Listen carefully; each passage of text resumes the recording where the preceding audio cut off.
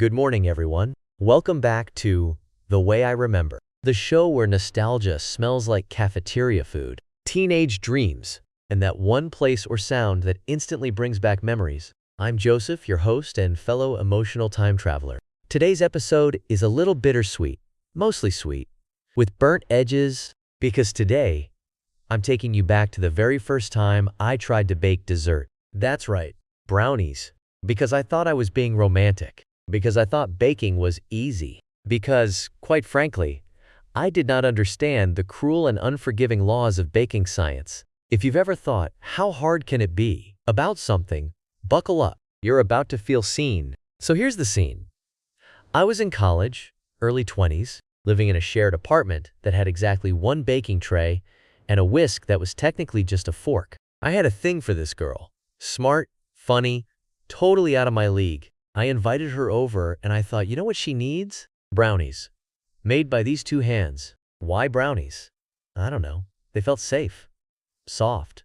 Crowd-pleasing. Wrong. Brownies are not safe. Brownies are silent assassins sent to expose every ounce of overconfidence in your soul. And as a man, let me just say, I do not have the patience for ratios. I see half cup of flour, and I'm like, okay, but what if we just eyeball it? What is a dash, a pinch, a heaping tablespoon? I'm not a wizard.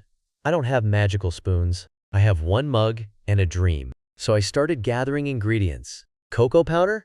Check. Eggs? Check. Butter? Sure, why not? Sugar? I definitely overdid it.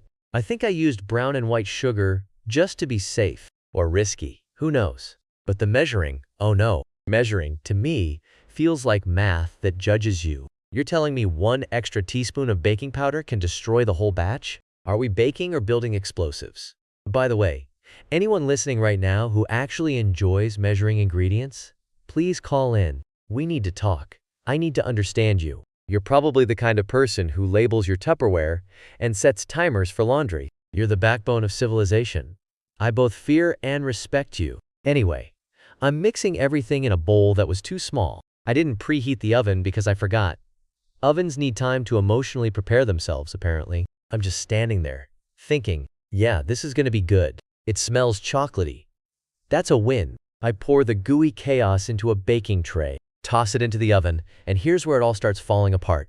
15 minutes in. It still looks like soup. 20 minutes in. The edges are solidifying, but the middle is doing the cha-cha. I keep opening the oven, like I'm checking on a toddler taking a nap. I poke it with a toothpick. It comes out looking like it's seen things, and I'm like, this is fine. This is normal. Wrong again. Now, if you're someone who's baked brownies before, you're probably yelling at your speaker right now. I hear you. You're thinking, Joseph, brownies need to cool before they set. Do not panic. Let them rest. Yeah, well, nobody told me that. My only knowledge of dessert was watching cooking shows where everything magically sets during the commercial break. So, what did I do? I tried to serve them hot. Let me tell you, listeners, it was not a brownie. It was a chocolate puddle in a pan, a molten, half-baked sadness with crunchy outer bits and an identity crisis in the center. But I had committed. The girl was coming over. I plated it like a brave man going into battle, drizzle of chocolate sauce on top, fake confidence. A nervous smile. She took one bite, paused, and said, "It's bold." Bold. You know what that means. That's the food version of saying, you tried your best. So we laughed. I admitted defeat. And do you know what we ended up doing? Ordering ice cream, sitting on the floor, talking for hours, while scooping cookie dough straight out of the tub like two people who knew their limits. And that, my friends, was the real dessert.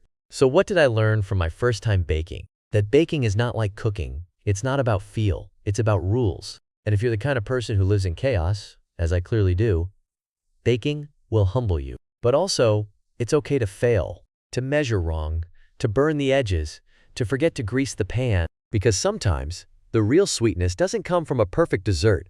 It comes from the mess, from someone laughing with you instead of at you. So next time you mess up a recipe, just remember, a kitchen fail today could be your favorite memory tomorrow. Thanks for hanging out with me on The Way I Remember. Same time, same place, 2 Saturdays from now, 10 a.m. sharp. Unless I forget to set a timer. Next time, we'll dig into another memory. Get ready for it. Till then, Keep your mind clear and your expectations low. Catch you next time. Joseph signing off with a chocolate-stained heart. See ya.